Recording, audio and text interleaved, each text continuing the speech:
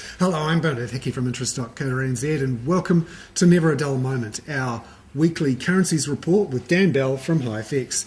G'day Dan, how's it going? Very well, mate, very well. Good. The New Zealand dollar has been moving around a bit this week, and particularly today with the release of Chinese GDP figures, which were slightly weaker than some expected, but not as bad as some had feared. Mm-hmm. What sort of action have we seen today in the New Zealand dollar? Yeah, so all week we've been waiting for the Q2 GDP numbers from China. They were released at 2 o'clock New Zealand time. They came in pretty much as expected. GDP in the second quarter grew at 7.6%, which was as expected by most economists. The New Zealand dollar actually rallied a little bit after that, but overall GDP in China still at 3-year lows, and still ongoing concerns, I think, about China's economy and how they're performing. This week we've seen some weakness in the New Zealand dollar. The mood overseas seems to have turned more fearful in the last week. Can you explain what's going on there? And obviously the move for the New Zealand dollar down from over 80 cents to at one point just above 79. Yeah, that's right. So last week we touched a high of around 80.70 against the US dollar. Overnight we touched a low of around 78.50. So down a good 2 cents from last week's highs. Overall, I think the Europhoria following the EU summit, which had some positive remarks from some of the policymakers there, gave risk appetite a little bit of a boost.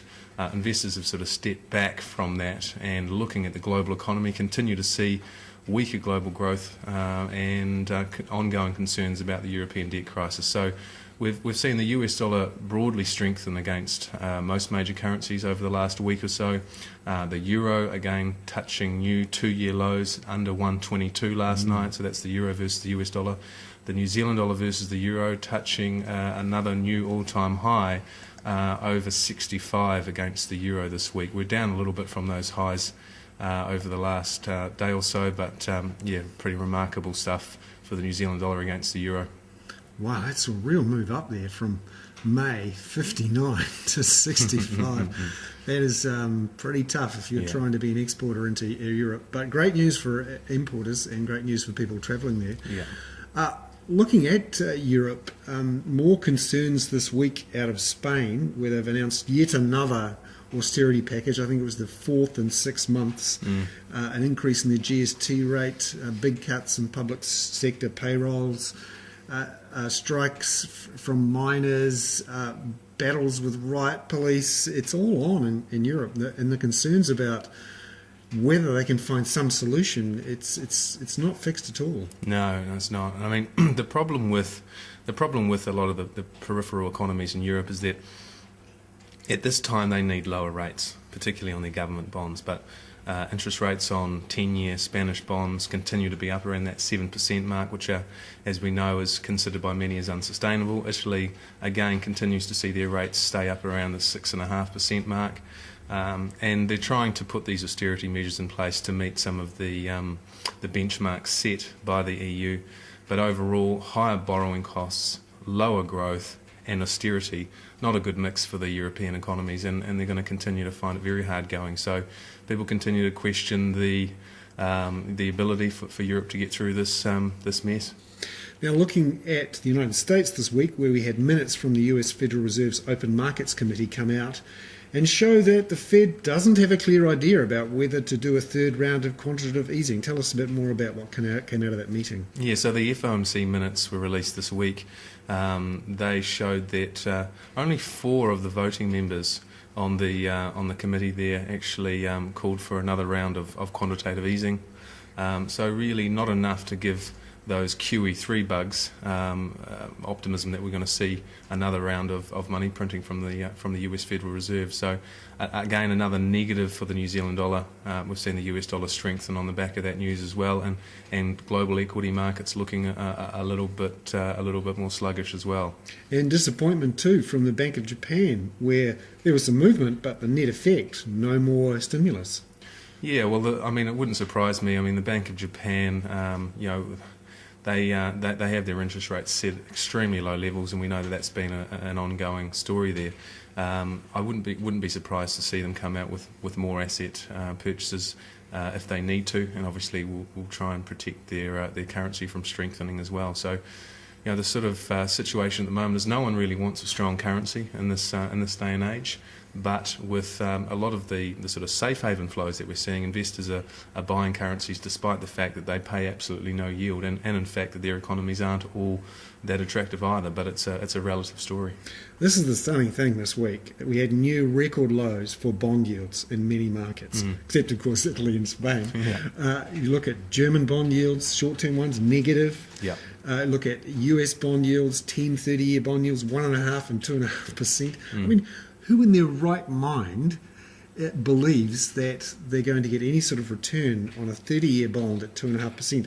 The only reason they must be buying those things is because they're scared witless they're going to lose money somewhere else. Yep, exactly. It's all about preservation of capital, and right here, right now, people aren't concerned about the returns they're getting on their capital. If anything, there's probably more concern out there that we're entering some kind of deflationary cycle, which could be quite negative for everyone. Now, closer to home, we had some interesting news out of Australia on Thursday, with quite weak jobs numbers and some movement in the New Zealand dollar versus the Australian dollar. Talk us through what's driving the two currencies at the moment. Yeah, the Kiwi-Aussie exchange rate had been under a little bit of pressure. We'd seen some better than expected numbers from Australia last month, but this week their employment figures came out much worse than expected. Employment growth dropping 27,000 odd jobs, and unemployment inching up to 5.2%. So, I mean, again, the Australian economy, relatively speaking, is still doing a lot better than most, but the jobs numbers certainly missing most economists' expectations this week. And the big picture here is that China is slowing down. There are big stockpiles of coal and iron ore building up at those ports in China. BHP and the likes are putting off some of their new investment decisions, and at the same time, the very high currency has hurt the retailing, domestic manufacturing sectors, and house prices are coming off in Australia. So, two-speed economy, and both speeds seem to be slowing down. Yeah, exactly, and I think also the concern that perhaps these rate cuts from the Reserve Bank of Australia aren't really getting out to the marketplace. Banks not really passing them on as much as the RBA would like.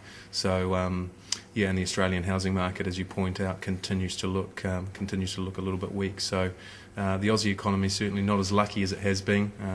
Obviously, certainly still doing a lot better than most others, but looking a little bit weary.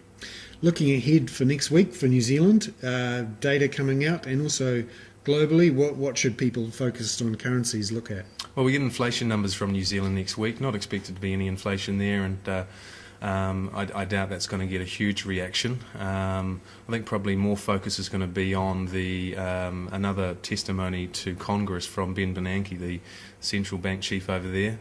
So people will be watching for any remarks around his ideas in terms of unconventional monetary policy stimulus, and also watching headlines out of Europe. So perhaps we should buy Ben a helicopter. Maybe he actually needs an actual helicopter. Well, I think the one to watch for Ben is the Jackson Hole summit, which is the big global central bankers summit, which is coming up in August. And remember, the first QE one was announced at that Jackson Hole summit back in I think it was 2009. So that's coming up in August. So I think people will be watching that. Obviously, the fiscal cliff story in the States continues to sort of hover in the background as well. We know that the US federal government is running out of money, and they have to make some serious cuts very soon. Whether or not that gets finalised before the presidential election, we'll have to wait and see. Excellent. Dan Bell there from HiFX. Never a dull moment, our weekly currencies report. I'm Bernard Hickey for interest.co.nz.